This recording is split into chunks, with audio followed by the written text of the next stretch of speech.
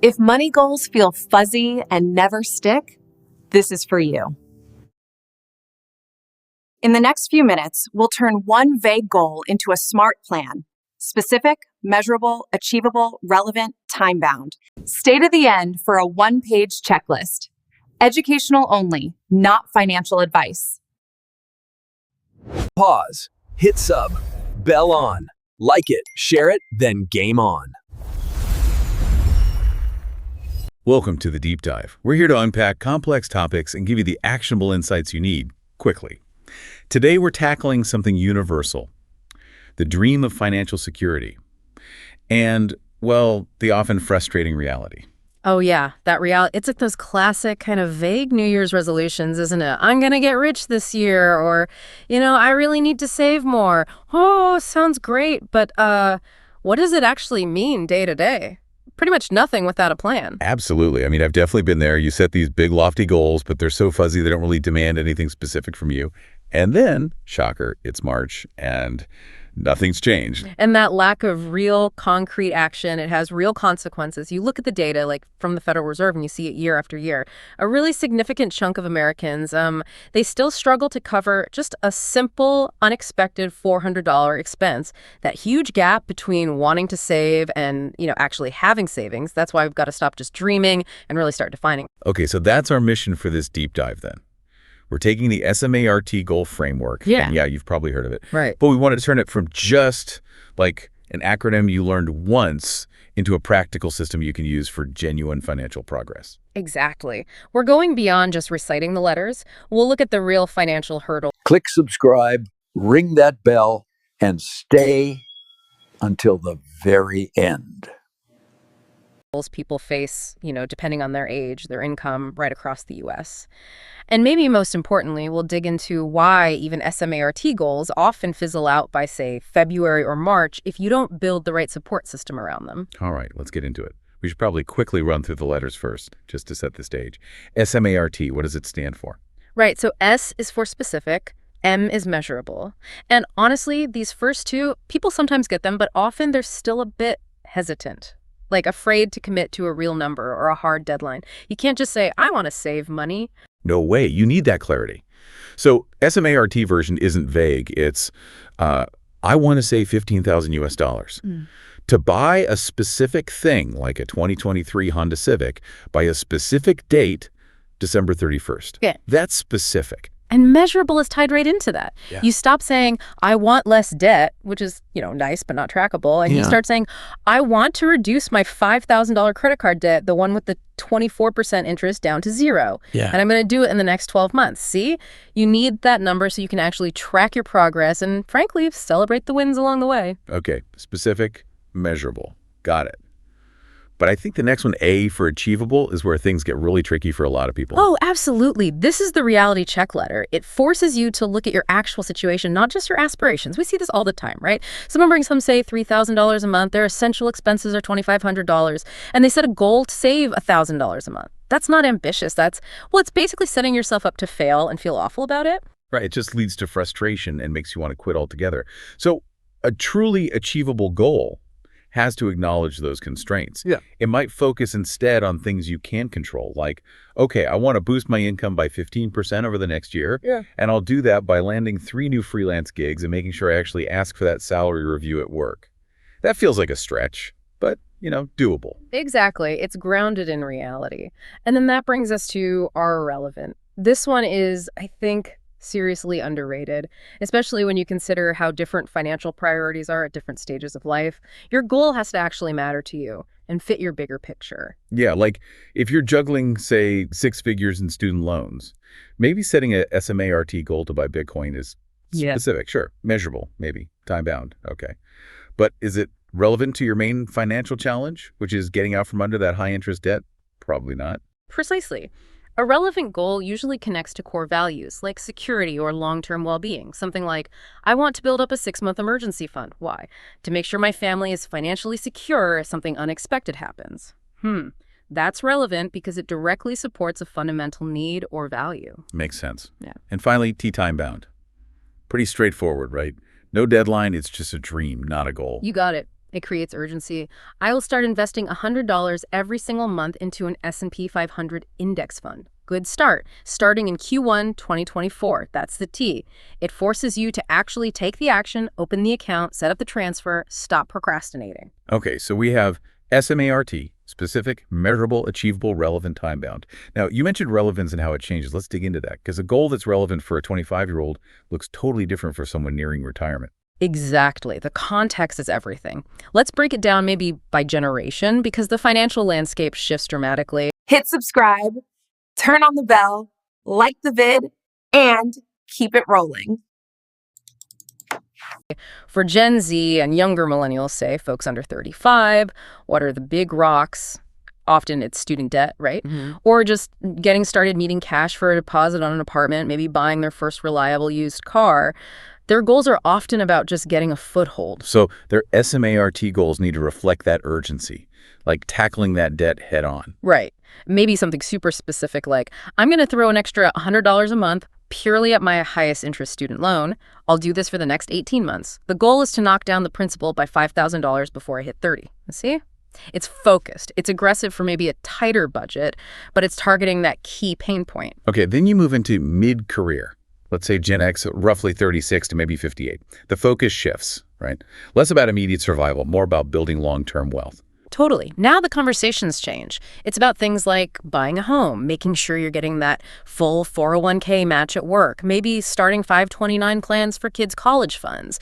The goals become less about immediate cash flow management and more about leveraging time and compounding. So what would a SMART goal look like there, maybe for retirement savings? Yeah, good example. A couple might sit down and say, okay, we need to ramp up our retirement savings.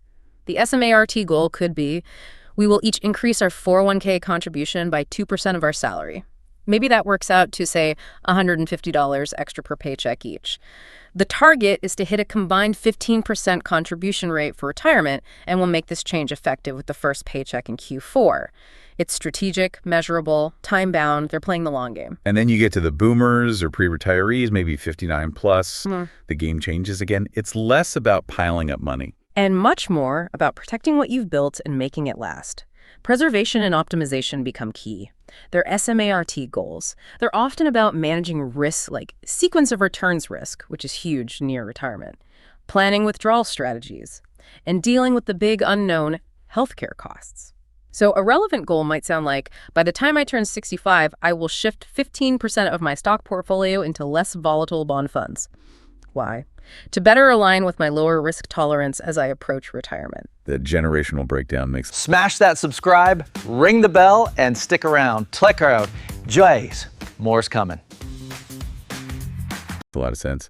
But we also have to consider income, right? Because achievable means vastly different things depending on your paycheck. Oh, absolutely. Critical distinction. For folks in low-income brackets, SMART goals are often fundamentally about building that basic stability we talked about.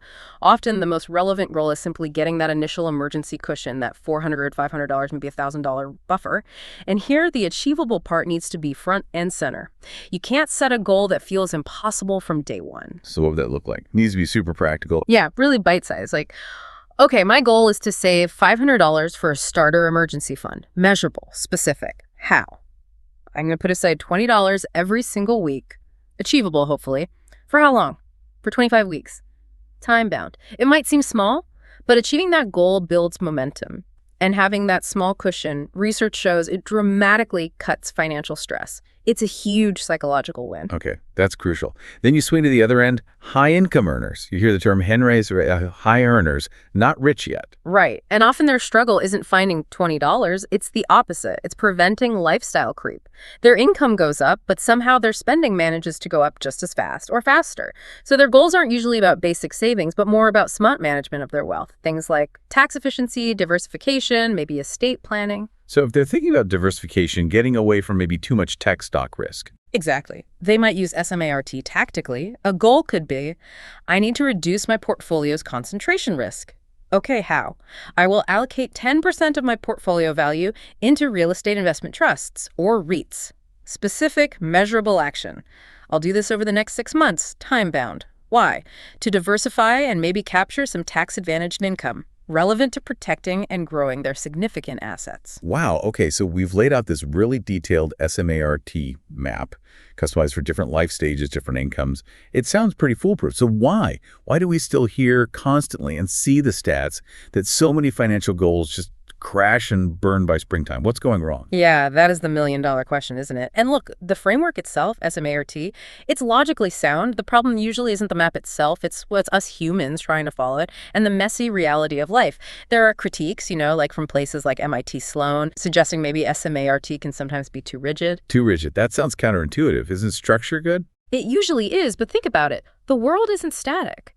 What if you set a very specific time-bound goal, say, saving a down payment for a house in 24 months based on current interest rates, and then bam, rates shoot up, or the housing market goes wild, or maybe you face an unexpected job loss?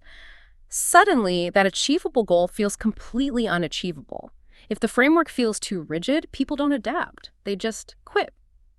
It can discourage flexibility or taking calculated risks when circumstances change. That's a really good point. You need some wiggle room. And I think maybe the even bigger issue, the one you see playing out constantly online, YouTube, Reddit forums, everywhere, it's setting the goal, but having absolutely no system in place to actually make it happen. The goal just stays theoretical. Exactly. That's Okay. probably the single biggest failure point. You can have the most perfect SMART goal written down, save $1,000 this month. Great. But if actually doing it relies on you remembering, on payday, to manually log in and transfer the money, good luck. You haven't built a success mechanism. You've just given yourself another task to feel guilty about when life gets busy and you forget. And while we're talking pitfalls, maybe a quick word about those extreme financial trends you see go viral, like the no-spend challenge or zero-based budgeting for a month. Oh yeah, those get clicks, for sure. But they often violate that achievable principle, at least long term. They can be incredibly restrictive, almost like a crash diet. Maybe you save a bunch of money for 30 days, but is it sustainable? Especially if your income varies or you have kids or unexpected costs pop up. Often it just leads to burnout and then, rebounding with more spending later. It's not building a lasting habit. Which kind of brings us perfectly to those classic debates you see in the personal finance community. They really highlight this tension between, perfect logic and real human behavior. I'm thinking, of course, about the big one. Paying off debt. Snowball versus Avalanche. Ah, yes, the eternal battle. Okay, so Avalanche method. That's the mathematically optimal way. Pure logic. You list all your debts, identify the one with the highest interest rate, and throw every extra dollar at that one first, while paying minimums on the others. Over time, this saves you the most money in interest, period. Makes perfect sense on paper. Yeah. But then there's the snowball method. Right. The snowball method says, forget the interest rates for a minute. List your debts from the smallest balance to the largest. You attack the smallest debt first with everything you've got. Once it's gone, boom. You take that payment and add it to the minimum payment on the next smallest debt. You get these quick wins. You knock out debts faster, even if they're low interest. It feels good. It builds momentum. And that's the key, right? The feeling. People aren't always purely rational economic actors. Not at all. And what's fascinating is that studies and just tons of anecdotal evidence show many people choose Snowball, even knowing Avalanche saves more money. Why?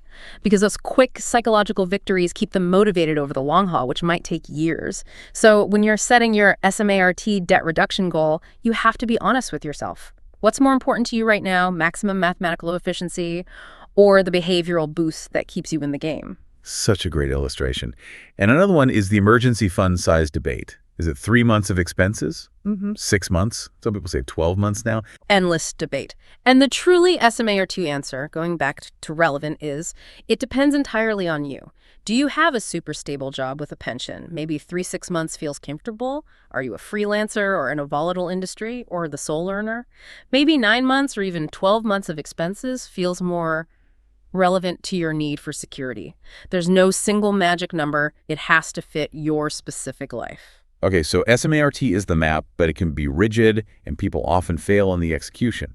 How do we build the engine? What are the systems that make SMART actually work? Right, let's pivot to solutions. SMART needs to become less of a static checklist and more of a living approach supported by systems. I think there are 3 core ones. System number 1, automation. This is non-negotiable. It's the pay yourself first principle put into action. Making it happen without relying on willpower. Exactly. The moment your paycheck hits your checking account, you need automatic transfers set up to whisk money away. straight into your savings account for that emergency fund goal, straight into your investment account for that retirement goal, straight to that extra debt payment. When the money is moved before you even really see it or have a chance to spend it, you remove the daily decision-making fatigue. Consistency becomes almost effortless. That's the secret sauce. Okay, automate everything. Got it. System 2. System 2 tackles that overwhelm problem we mentioned. I call it the 3-goal rule. Look, we all have multiple financial things we want to achieve: buy a house, pay off the car, save for retirement, travel. But trying to aggressively pursue like 5 major SMART goals simultaneously is often a recipe for making only mediocre progress on all of them. You spread yourself too thin. So focus is key. Intense focus. Commit to a maximum of, say, 3 core SMART goals at any one time. And prioritize them ruthlessly. Maybe it's 1. Annihilate that high-interest credit card debt. 2. Build the 6-month emergency fund. 3. Max out the 401k match. Once goal #1 is done, celebrate. Then cycle in your next biggest priority. It keeps you focused and lets you make meaningful progress. Love that. Max 3 goals. Okay, system 3. This must address that rigidity problem. Exactly. System 3 is all about accountability and, crucially, review. This makes SMART flexible and human. First, break down those big year-long SMART goals into much smaller chunks, weekly or monthly mini goals. Like, instead of save $1,200 this year, maybe it's cut $25 from my eating out budget this week. Makes it feel immediate and trackable. And find some form of accountability. Tell your spouse. Use a budgeting app with progress tracking. Join an online community, whatever works for you to stay on track. But the review part is what keeps it flexible. Yes, you absolutely must schedule regular check-ins, maybe quarterly. Sit down and look at your SMART goals. Are they still relevant? Still achievable based on what's happened in your life? Did interest rates change? Did you get a raise? Did you have a major unexpected expense? Your goals need to serve your life, not the other way around. Don't be afraid to adjust the target, the timeline, or even the goal itself if your circumstances fundamentally change. That's not failure, that's smart adaptation. Okay, this has been fantastic. So recapping the big idea. SMART gives you the essential framework, the clear, measurable map. But the map is useless without the engine, and that engine is the system. Automation, ruthless prioritization via the 3-goal rule, and built-in flexibility through accountability and regular review. That's the heart of it. SMART provides the what and why, but the system provides the how day in and day out, even when motivation fades or life throws curveballs. So here's the challenge for everyone listening right now. Take an honest look at your finances today. Could you actually comfortably cover that $400 unexpected expense we keep talking about? Or does your very first SMART goal need to be laser focused on building that foundational stability before you tackle anything else? And we're curious about your approach. When it comes to debt, are you Team Avalanche purely focused on the math? Or are you Team Snowball riding those waves of emotional victory? There's no single right answer, but the choice says a lot.